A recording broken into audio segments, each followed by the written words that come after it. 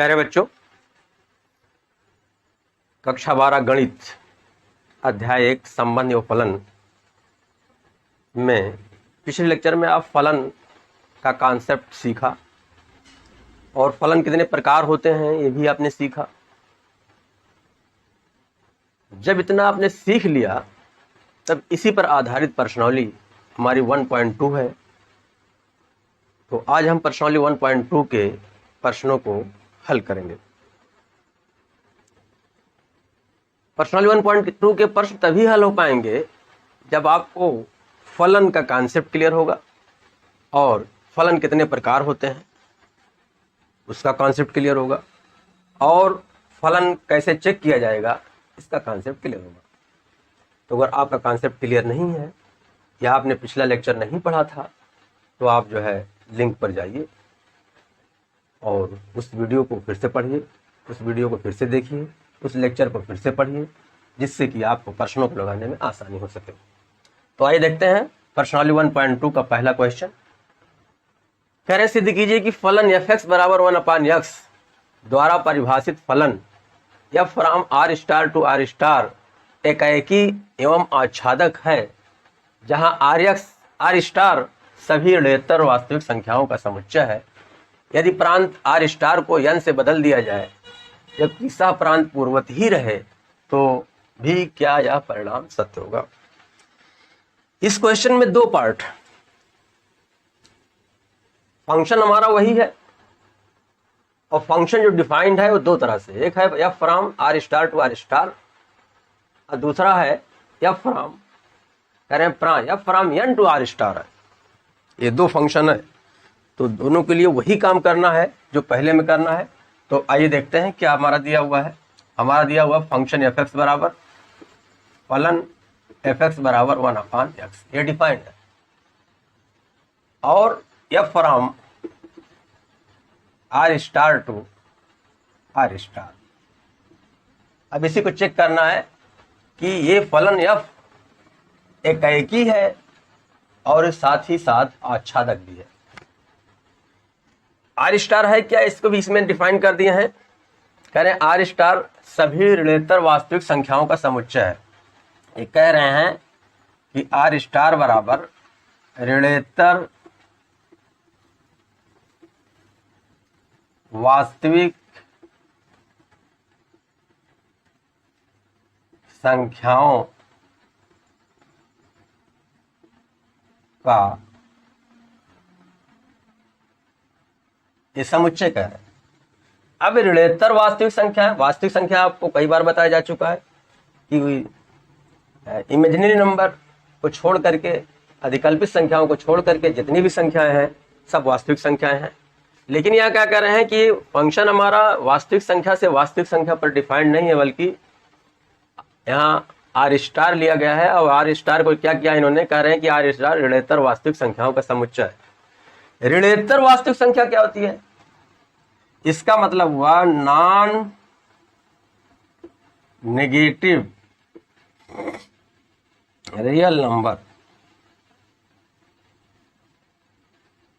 इसका मतलब वास्तविक संख्याओं में से ऋणात्मक संख्याओं को निकाल दिया जाए तो जो संख्याएं बचेंगी वही ऋणोत्तर वास्तविक संख्याएं कहलाएंगी। यानी यूं कह सकते हो कि धनात्मक वास्तविक संख्या इसके अंतर्गत है। लेकिन जब r स्टार को इस फॉर्म में हम लगाएंगे, क्वेश्चन को सॉल्व करेंगे, तो हमारा फंक्शन जो है जो f(x) = 1/x डिफाइंड है, ये जो है फंक्शन होगा ही नहीं। तो जब फंक्शन होगा ही नहीं तो उसको हम एकाएकी या आच्छादक कैसे चेक करेंगे, नहीं चेक कर सकते हैं। इसलिए मैंने इंग्लिश मीडियम की बुक देखी है, उसमें यहाँ ऋणोत्तर वास्तविक संख्या का ना लिख करके उसमें लिखा हुआ है, इसके स्थान पर लिखा हुआ है, इसके स्थान पर लिखा है non zero real numbers. Non zero मतलब जो जीरो को छोड़ करके, जीरो को यानी अर्थात अशून्य, अशून्य यानी जिसमें शून्य ना हो वास्तविक संख्याएं। तो हमारा ये क्वेश्चन जो दिया हुआ है, ऋणोत्तर जो कह रहे हैं, ये ऋणोत्तर ना हो करके ये क्या है, अशून्य यानी नॉन जीरो है। तो इस पर हम क्वेश्चन को सॉल्व करेंगे, क्योंकि इस पर फंक्शन तो हमारा डिफाइंड ही नहीं होगा, वो फंक्शन होगा ही नहीं। जब फंक्शन होगा ही नहीं तो एकाएकी और आच्छादक होने का तो कोई प्रश्न ही नहीं उठता है। इसलिए हम इस क्वेश्चन में ऋणोत्तर वास्तविक संख्या को संशोधन कर रहे हैं और इसके स्थान पर हम लिख रहे हैं अशून्य वास्तविक संख्याएं लिख रहे हैं। बात समझ में आ गई? ये तो बात हुई क्वेश्चन की। अब आइए हम आते हैं क्वेश्चन पर। अब आर स्टार का मतलब क्या होता है, जो डिफाइंड है, अशून्य वास्तविक संख्या। अशून्य वास्तविक संख्या का मतलब होता है ऐसी वास्तविक संख्या है जिसमें जीरो ना हो, यानी इसके अंदर से जीरो निकाल दो, रियल नंबर में से, रियल नंबर से जीरो निकाल दो, रियल नंबर का सिंबल है और इसके अंदर से जीरो निकाल दो, माइनस कर दो, तो आ जाएगा आर स्टार आ जाएगा। अब आते हैं प्रश्न पर। इसको हम फिगर बनाते हैं पहले।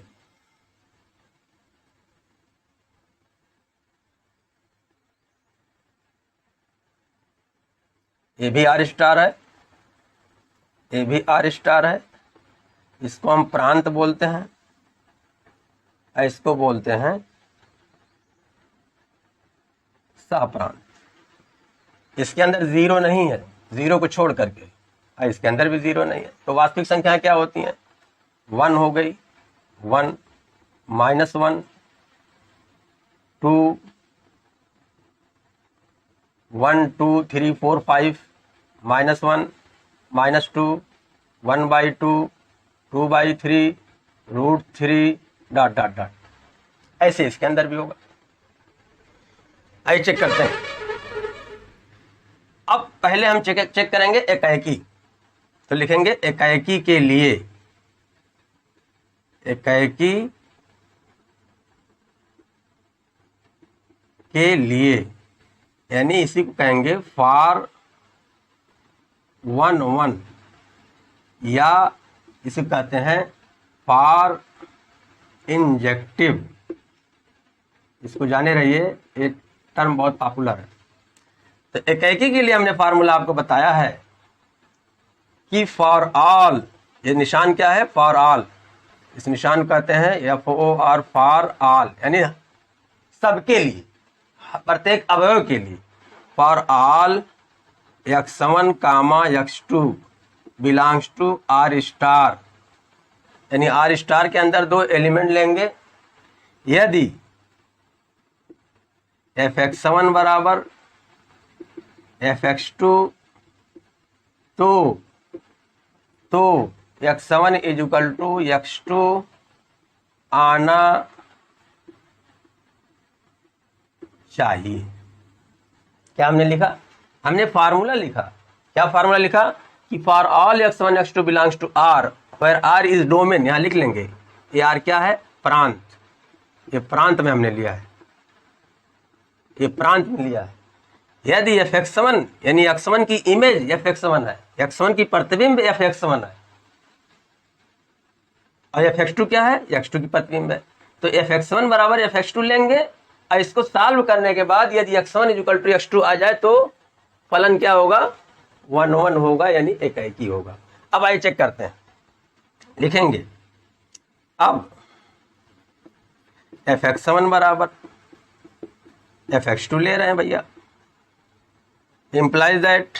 तो आप देखो fx = क्या दिया हुआ, 1/x, f1 = क्या हो जाएगा, 1/1 हो जाएगा, f2 = क्या हो जाएगा, 1/2 हो जाएगा। तो fx1 = fx2 हो गया। तो x की यहाँ पे x1 रख देंगे तो क्या आ जाएगा, 1/x1, यहाँ हो जाएगा 1/x2 क्या हो जाएगा, इम्प्लाइज दैट x1 = x2। ये हमने कहा था कि यदि x1 = x2 आ जाए तो फलन क्या होगा, एकाएकी हो गया। तो इम्प्लाइज दैट फलन f एकाएकी यानी 1 1 या इंजेक्टिव है। अब चेक करते हैं आच्छादक के लिए। अभी मैं इसको एक ढंग से और बताऊंगा आपको, अभी तो फार्मूले से मैंने सॉल्व किया है। आच्छादक के लिए आच्छादक के लिए, यानी फॉर, ऑनटू और सर्जेक्टिव। इंग्लिश में क्या कहेंगे? सर्जेक्टिव कहेंगे या इसी को ऑनटू भी कहेंगे। इसके लिए हमने फॉर्मूला बताया आपको कि for all y belongs to codomain, यानी सहप्रांत में एक अवयव हम y लेंगे। For all y belongs to R, जहां y इक्वल टू क्या दिया हुआ है? fx है। तो x इतना जहां y इक्वल टू fx, तो यदि x तो x प्रांत में अवश्य बिलोंग करना चाहिए, अवश्य होना चाहिए। अगर ऐसा होता है, कोई एलिमेंट हम सह प्रांत में लेंगे और y इक्वल टू fx से इसको सॉल्व करेंगे, तो x की वैल्यू जो निकाल लेंगे, x की जो वैल्यू आएगी वो जो है इसके अंदर बिलोंग करनी चाहिए। कोई दरवाजा खटखटा। तो ये तो हुआ फार्मूला। ये फार्मूला हमने आपको याद करने के लिए भी कहा था, ये वाला भी, ये वाला भी। अब आइए कोई एलिमेंट लेते हैं। अब क्या लिखेंगे? y इक्वल टू fx, और y क्या है? फंक्शन fx इक्वल टू क्या है? 1/x, implies that y equal to 1/x, implies that x equal to 1/i आ गया। हमने कहा था कि x की वैल्यू निकालेंगे y इक्वल टू fx की मदद से, तो x की जो वैल्यू आएगी वो प्रांत में होनी चाहिए। तो अब x की y की कोई वैल्यू ले लेंगे यहां से। तो आप देखो यहां पर x इक्वल टू जब 1 लेंगे, यहां पर जब x इक्वल टू 1 लेंगे तो y इक्वल टू आ जाएगा 1/1 equal to 1। x equal to -1 लेंगे तो y इक्वल टू आ जाएगा -1/1 equal to -1। x equal to 2 लेंगे तो y इक्वल टू आ जाएगा 1/2। x इक्वल टू लेंगे √3 लेंगे तो y इक्वल टू आ जाएगा √1/3। इस तरह से ये आएगा। आप चेक कर, हमको यहाँ पर रख दे रहे हैं कुछ एलिमेंट। x 1 पर 1 आ गया, 1 की इमेज, 1 का प्रतिबिंब 1 है, -1 का भी -1 है, 2 का 1/2 है,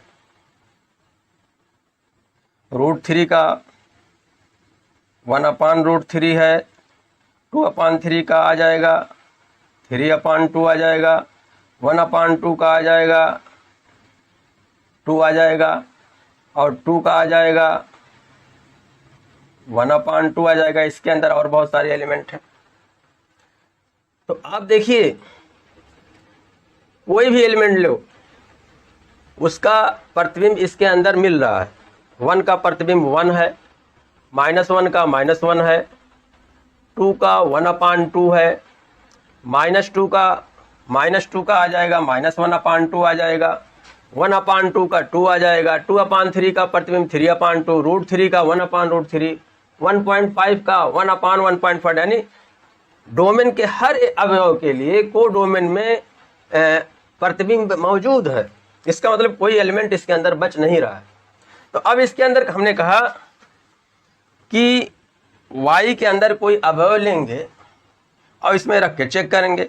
अब हम y इक्वल टू हम ले रहे हैं, हम y इक्वल टू 2 3 ले रहे हैं, सपोज 2 ले रहे हैं या 3 ले रहे हैं, y के अंदर 3 ले रहे हैं। कोई भी एलिमेंट आप ले सकते हो, सबके लिए ट्रू होगा।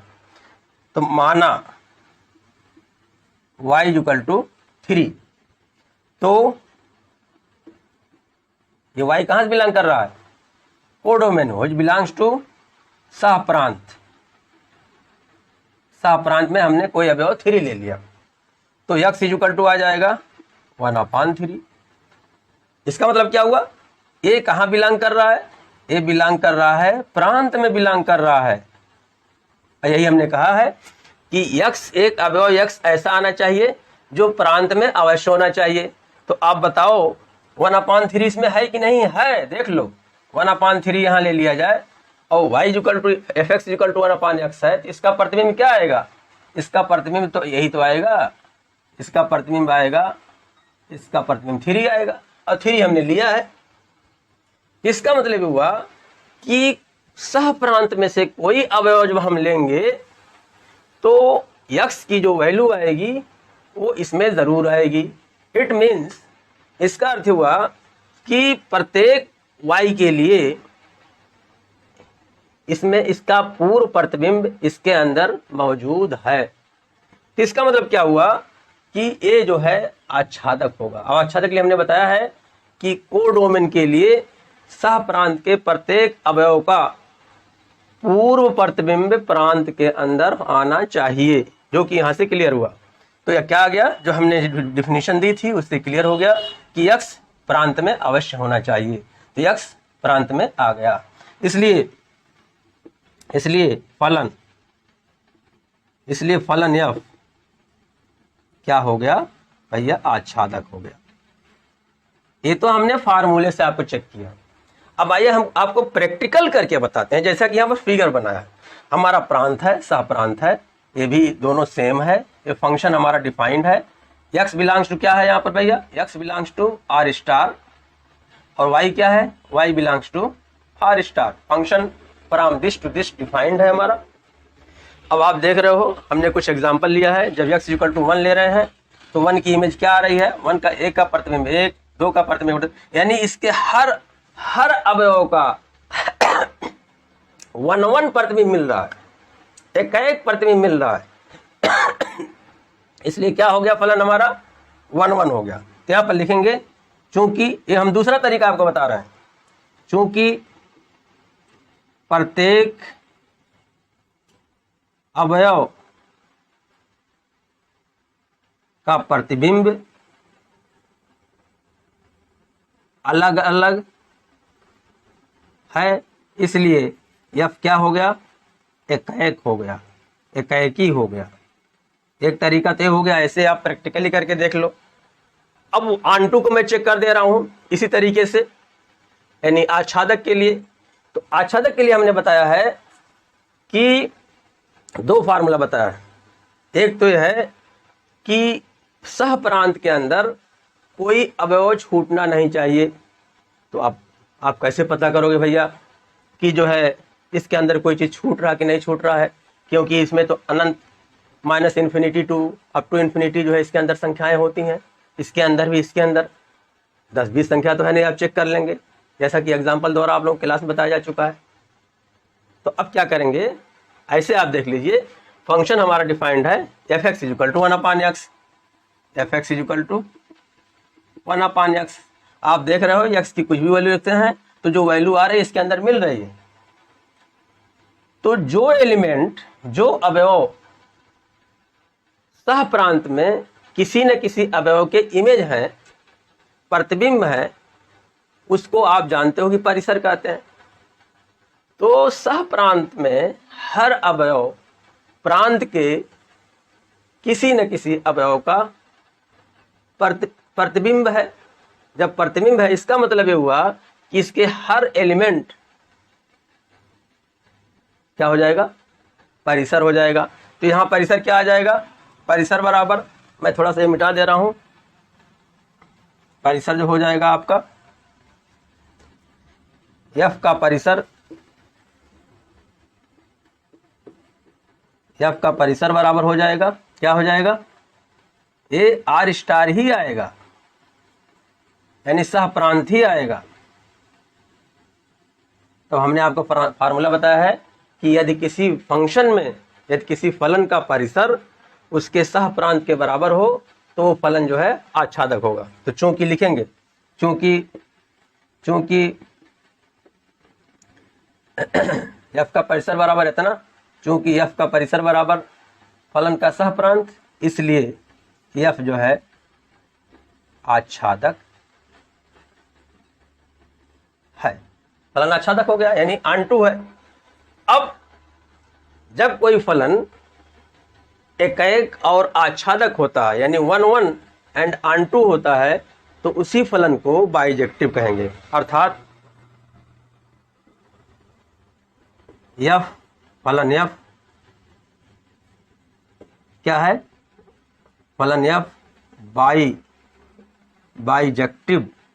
जब कोई फलन इंजेक्टिव होता है और सर्जेक्टिव होता है तो कहते हैं कि फलन बाइजेक्टिव भी है। क्लियर? ये तो हमारा क्वेश्चन का एक पार्ट हुआ। दूसरा पार्ट ये है कि यदि प्रांत आर स्टार को n से बदल दिया जाए तो आप देखिए प्रांत आर स्टार को, ये प्रांत हमारा है, इसको कह रहे हैं n से बदल दिया जाए यानी f फ्राम तो हो जाएगी हमारा function f from n to R star हो जाएगा।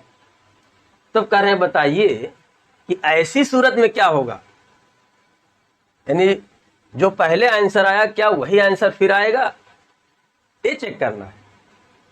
तो आइए चेक करते हैं। हमारा पहले तो अब ये भी जो है हमारा प्रांत क्या बदल गया, an हो गया। ये नेचुरल नंबर प्राकृतिक संख्या है तो इसके अंदर के अब सारे एलिमेंट इसके अंदर के बदल जाएंगे, दूसरा कुछ हो जाएगा।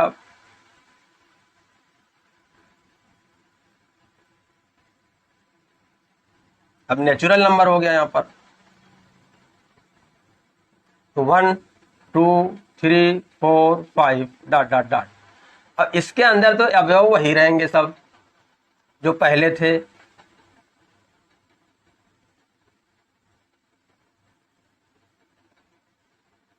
One two three four 1/2 1/2 1/3 1/4 -1 -2 dot dot dot और तमाम एलिमेंट इस तरह से होंगे। अब आइए चेक करते हैं। एकाएकी के लिए फार्मूला हमारा वही रहेगा fx1 = fx2 fx1 = fx2 तो 1/x1 = 1/x2 implies that x1 = फलन एकाएकी है। कैसे है भैया? देखो कैसे है, आप देखिए फंक्शन हमारा fx = 1/x।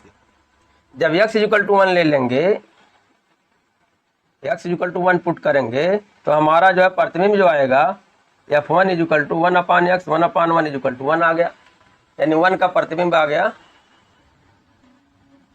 1 आ गया।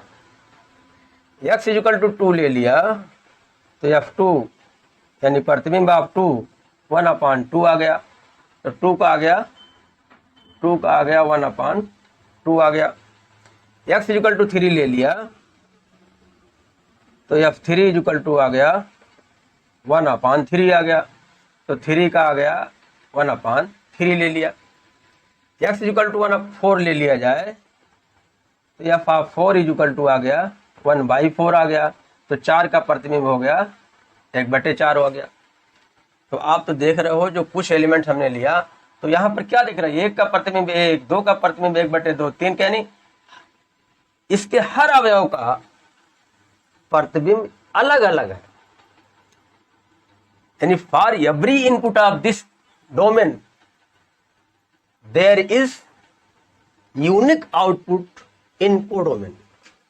यानी प्रांत के हर अवयव का हर इनपुट के लिए सह प्रांत में अलग अलग आउटपुट है। जब अलग अलग आउटपुट है तो उसी को तो ही 1/1 कहते हो आप। तो हमारा फलन क्या हो जाएगा, इसलिए तो यहां पर लिखेंगे। अब यहां पर ये तो हुआ फार्मूले से, तो फलन f एकाएकी हो गया, चीज क्लियर हो गई। तो यहां पर लिखेंगे इस मेथड से, ये तो हमने पहले मेथड से लगाया, ये हुआ दूसरा मेथड हमारा।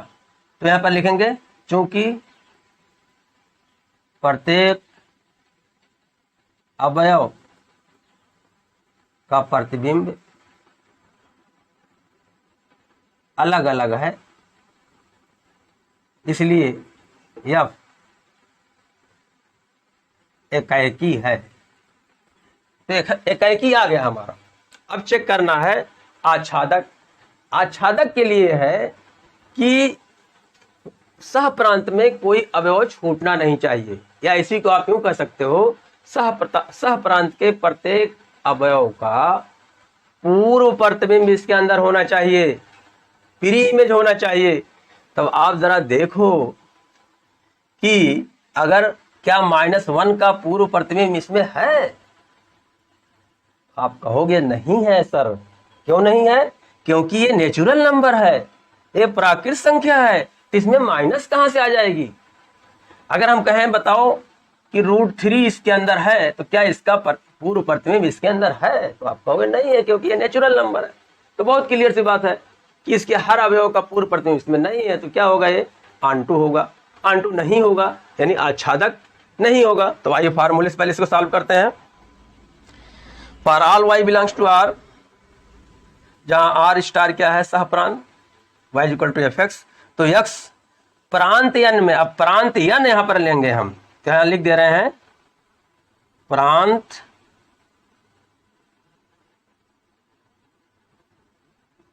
n में अवश्य होना चाहिए। अब y इक्वल टू fx हमने लिया, y equal to fx equal to 1/x है, तो x इक्वल टू 1/y आ गया। माना y इक्वल टू, अब कोई एलिमेंट इसके अंदर लेंगे सह प्रांत के अंदर, तो कोई एलिमेंट हमने -1 ले लिया। क्या ले लिया हमने? -2 ले लिया इसके अंदर, इसको हमने ले लिया। तो अब अगर इसको ले लिया तो इसका जो है पूर्व प्रतिबिंब इसके अंदर मिलना चाहिए, क्योंकि x क्या चीज है? पूर्व प्रतिबिंब है। माना y इक्वल टू -2 जो बिलोंग कर रहा सह प्रांत में, तो x इक्वल टू 1/y है, तो x इक्वल टू -1/2 आ जाएगा। 1/-2 आ गया x का। x कहाँ है? x नेचुरल नंबर में है, तो x इक्वल टू -1/2 आ रहा। क्या -1/2 नेचुरल नंबर में है? नहीं है। बहुत सीधी सी बात है। तो लिखेंगे -1/2 does not belongs to r, यानी -1/2 प्रांत में नहीं आ रहा है। जब नहीं आ रहा है इसलिए फलन आच्छादक यानी आंटू नहीं है। तो आपने क्या देखा?